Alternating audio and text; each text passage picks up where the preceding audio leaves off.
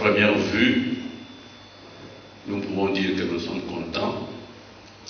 Nous avons fait du bon travail grâce à la synergie de tous et nous devons maintenant renforcer nos efforts, renforcer la surveillance, renforcer toutes les activités que nous menons pour avoir une qualité des activités faites jusqu'à présent pour que la promesse que nous avions faite au chef de l'État pour dire que dans 3 mois nous allons arrêter cette épidémie puisse donc se réaliser. Et comme vous le savez, la maladie à virus Ebola, nous le disions souvent, n'a ni médicament ni vaccin. Mais durant cette épidémie, nous pouvons dire que tout a changé. Cette maladie a maintenant un médicament. Cette maladie aura bientôt un vaccin. Et tout cela s'est réalisé grâce à l'effort des Congolais que vous êtes et des partenaires que vous êtes. C'est vraiment une grande nouvelle pour l'histoire, n'est-ce pas, de cette maladie. Alors, jusqu'à présent, comme vaccin, nous avions utilisé le vaccin RVSV de la firme Merck. Et vous savez que ce vaccin a comme stratégie la vaccination en ceinture. Et jusqu'à présent, les analyses sont encore provisoires. On a montré que ce vaccin est efficace et ce vaccin protège et même change l'évolution de la maladie pour ceux qui, malgré la vaccination, vont développer la maladie. Le taux de mortalité des personnes vaccinées et infectées est moindre par rapport au taux de mortalité des sujets qui n'ont pas été vaccinés.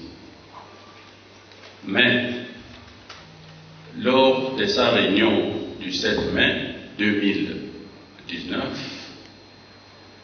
les SAGE, donc c'est le groupe d'experts qui conseille l'OMS en matière de vaccination, les SAGE donc a fait 2 recommandations majeures, à savoir pour la vaccination RVSV d'utiliser une dose ajustée, c'est-à-dire au lieu d'utiliser 1 millilitre comme nous le faisions auparavant, on va utiliser 0,5 millilitres. Et cela en prévision éventuelle d'une pénurie au cas où l'épidémie allait perdurer, allait faire plus de 2 ans par exemple. Ça, c'est la première recommandation. Et la deuxième recommandation, c'était d'utiliser un 2e vaccin préventif.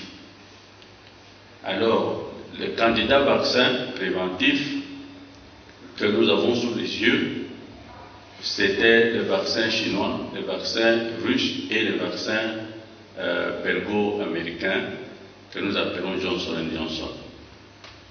Parce que, alors nous, notre choix est tombé sur le vaccin Johnson & Johnson, parce que ce vaccin avait le plus de données biologiques dans les laboratoires, et c'est ainsi que donc nous avons opté ce vaccin, et ce vaccin est déjà utilisé en Afrique de l'Ouest, il est utilisé en Ouganda, et en face, notre voisin, le Rwanda, cherche également à utiliser ce vaccin.